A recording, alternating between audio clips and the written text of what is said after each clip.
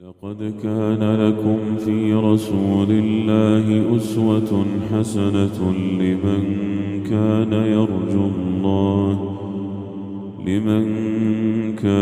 يرجو الله واليوم الآخر وذكر الله كثيرا.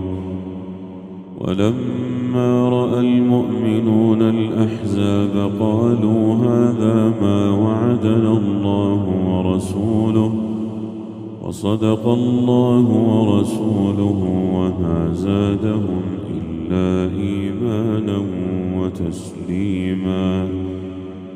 من المؤمنين رجال صدقوا ما عاهدوا الله عليه فمنهم من قضى نحبه ومنهم من ينتظر وما بدلوا